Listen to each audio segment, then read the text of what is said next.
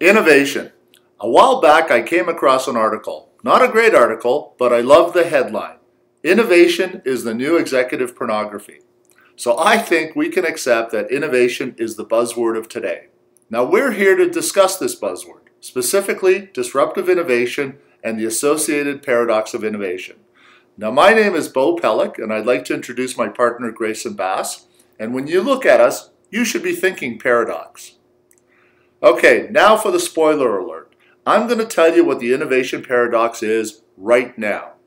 Here it is. It's basically everything.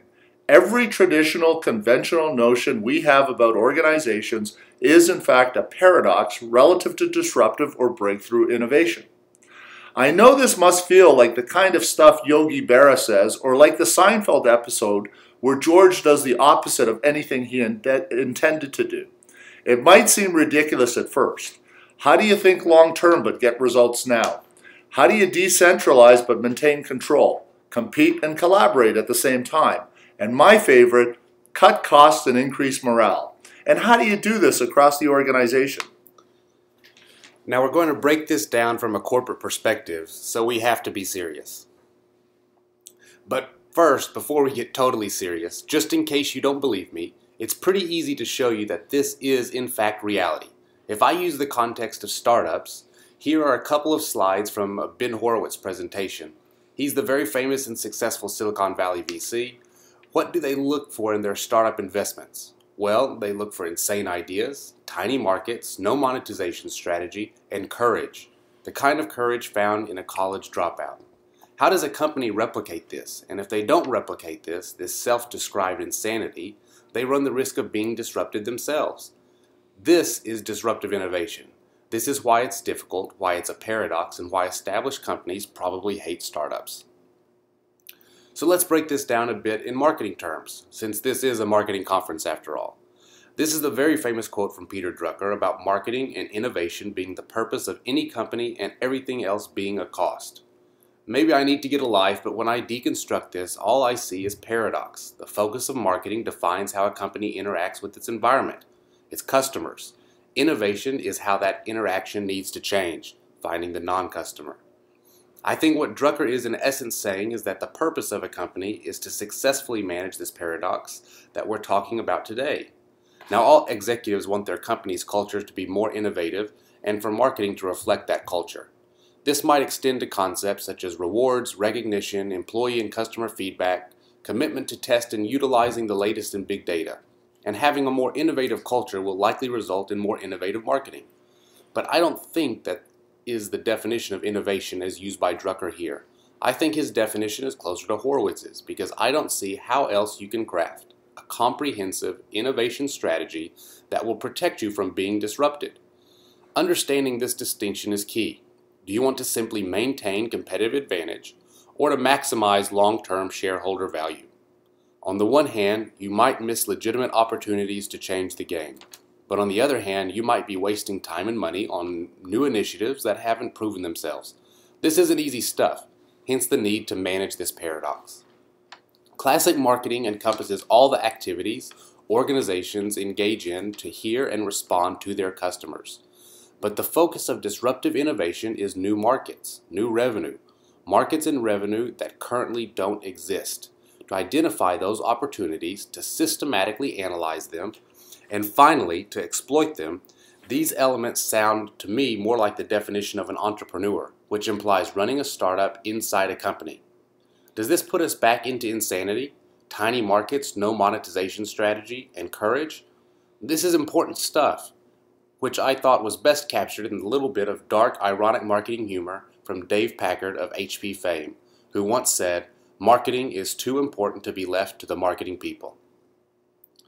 Drucker highlights the paradox, but when we turn to what he had to say about strategy, he helps us reconcile this paradox by really focusing on what it is that we do that's different.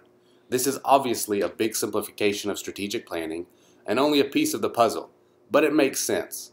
What is it that you're doing different from what you did yesterday, different from what your competitors are doing, and what we choose not to do? So let's turn to the traditional S-curve that governs organizational growth and the adoption of innovation. as well as coincidentally being representative of the organic and biological elements of nature. What we do well, what business schools teach us, is sustaining innovation. Sustaining innovation is about incremental improvement of systems and processes. It's the steep section of the curve right here. In a recent blog post, Seth Godin referred to this as dumb down and scale up. How do I standardize, itemize, rationalize, systematize so I can make more revenue and margin, get more blood from the same stone? Now, biz schools typically don't teach, nor do companies train people in disruptive innovation. This flat section of the curve that will inevitably hit you over the head. Think about it. Nobody tries to teach you insanity. But successive S-curves are inevitable, not just in nature, but in business as well. What you, have to do is find that balance between focusing on the core business, including sustaining innovation, but also to balance that with doing things different. Really different, or at least to some extent different. Think Google 80-20, where Google allows staff to spend upwards of 10 to 20% of their time on outward aggressive exploration. Don't get hung up about whether this is 20% or whether it's 5 or 10%. It just can't be zero. So how do companies that have a successful innovation strategy do it? How do they do things different? And what do they do that's different? We typically ask 3 simple questions in our first meeting with anyone to get a sense of how evolved their innovation strategy is, the terminology they use, the methodologies they apply. Show of hands, how many people here think that their company can comprehensively answer these questions?